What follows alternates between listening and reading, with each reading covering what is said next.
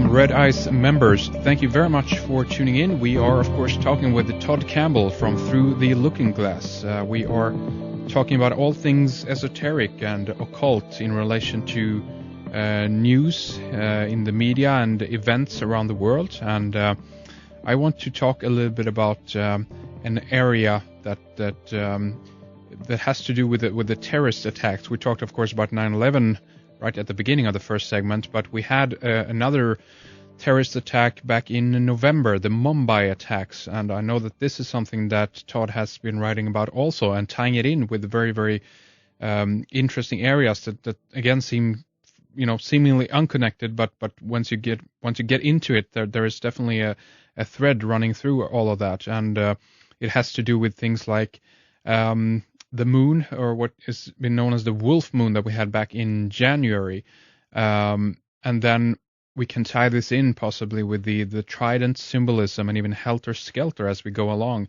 But I'd like to ask you, Todd, the interest, it seems to be in terrorist attacks.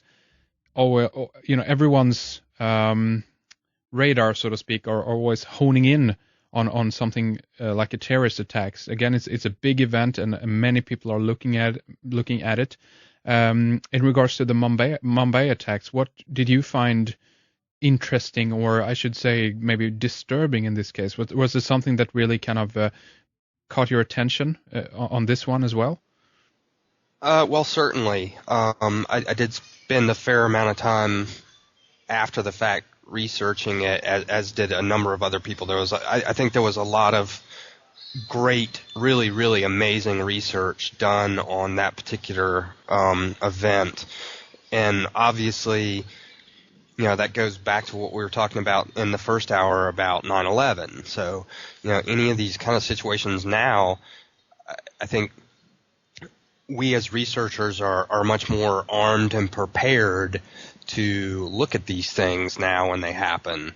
And so, they're obviously super high profile to begin with, but we've, in a way, caught up to the curve after 9/11. We've all done our homework, and so now we're able to look at these things through the looking glass, or with a more critical eye, if you will. Yeah. And so, Mumbai really sent red flags screaming, almost instantaneously for me when it went down. A couple of summers, I guess this is about summer of 2007, I guess, I started kind of writing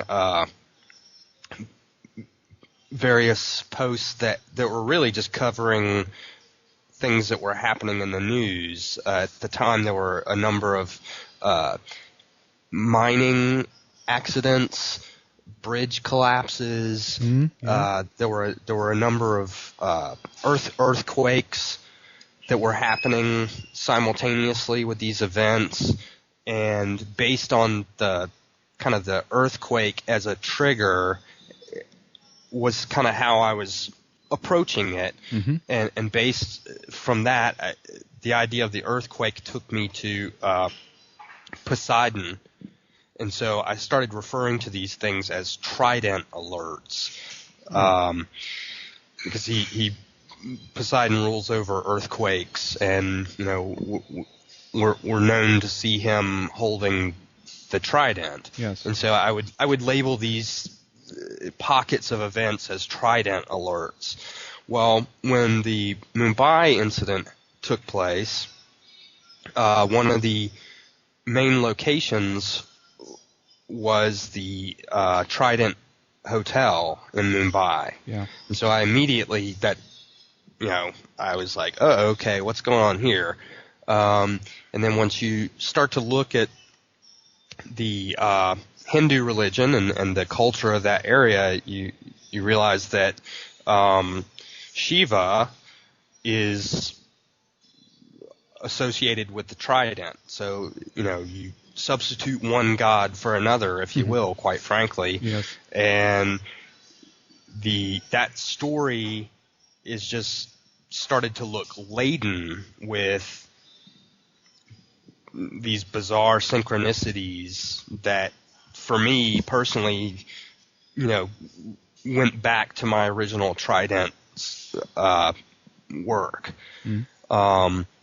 And then, other writers were picking up on various other aspects of the thing. And so for me, it started to look like, okay, well, that signals something to me personally, resonates with me personally. And so I start to look at the event itself and go, okay, are we looking at another like false flag terrorist type event? And when you look at, immediately you have to think about 9/11. Well, you look at the construction of the Twin Towers, the exterior design of those buildings were a three-pronged trident body design of the exterior of those towers.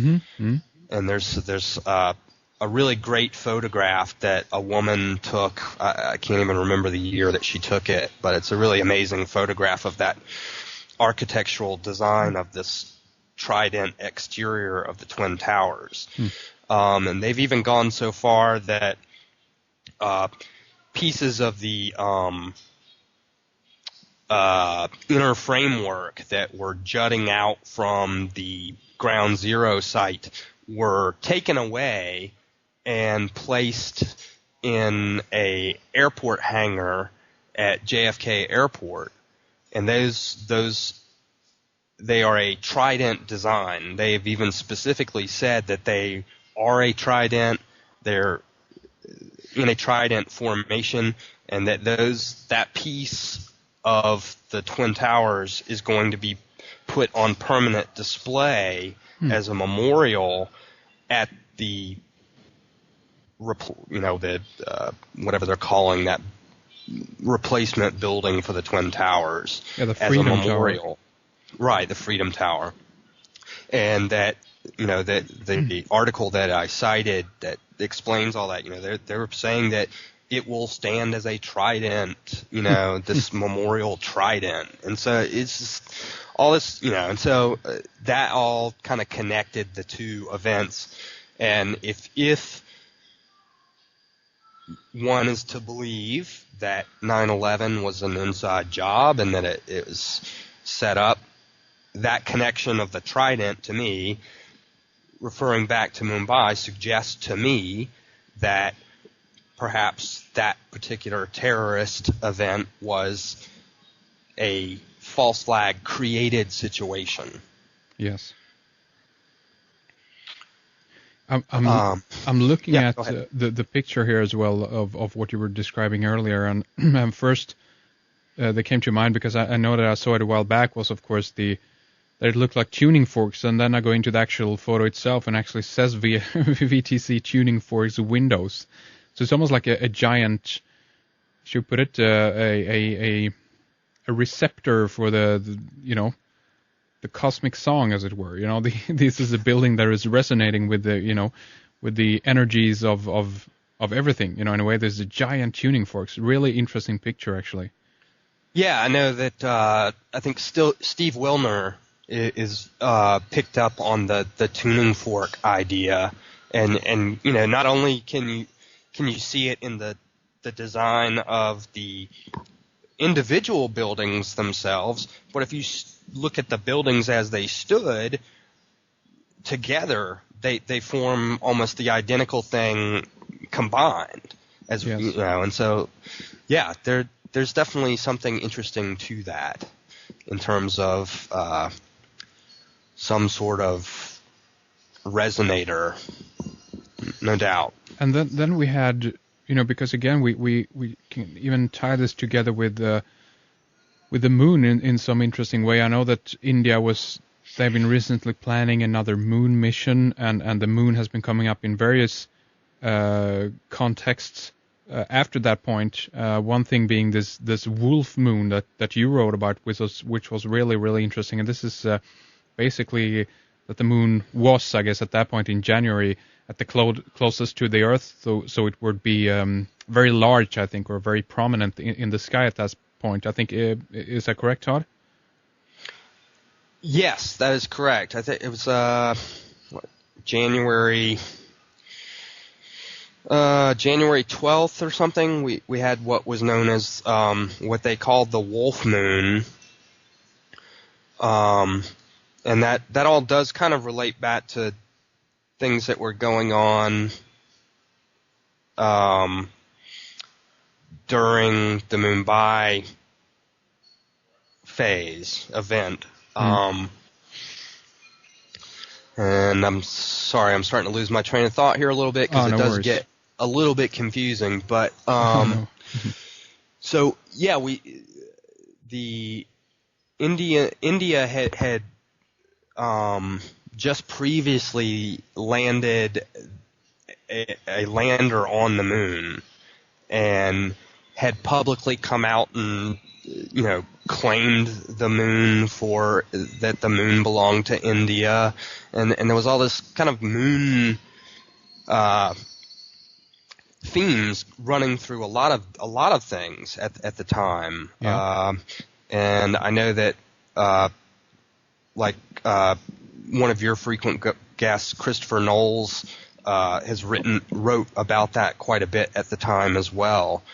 And so there were a number of interesting things going on in the heavens, if you will, with the moon and Sirius at the time, running through the presidential campaign. And I know that he covered a lot of that material at large last time he was on your show, and has done just a remarkable job of flushing that material out. Yes. As have a number of other people. I mean, that's part of what makes what we're doing, because I really think, it's a collective effort, frankly. Yeah, we all write our individual blogs, and we all have kind of our own take on these various topics, but at the same time, we feed off of each other's information greatly. And not only from us, but also from our readers. Each of us have a following of people that are leaving comments, which I would recommend, any of your listeners that are reading, definitely, I know that everyone really appreciates the comments, because obviously the thickness of this material is such that it's impossible for any one person to pick up every little detail as they're happening, because these things are, not only is it thick, but these things are coming out so fast that it's just impossible to keep up with. So it's great to be able to play off of each other's material. Oftentimes we will email each other to provide information to the other people in the community that are writing about this stuff, and so I really view it as a collaborative effort, even though it is a singular blog that I write. The connection that I have with the other people that are writing is crucial, and it's part of what makes this kind of an actual movement to me. Yeah. Is that there really does seem to be so much interest, not just from people writing about it, but people reading about it and doing their own, taking their own active part, even though they may not feel comfortable starting a blog or anything else. They contribute in so many other ways that it's just it really does feel at times like it's a movement, which I think it is in a way. I think you're right, and again, it's all about the topics are in the center, and what I like, with it, so to speak, is that it's not as so much that this is the wrong way and this is the right way to look at something. It's more about, well,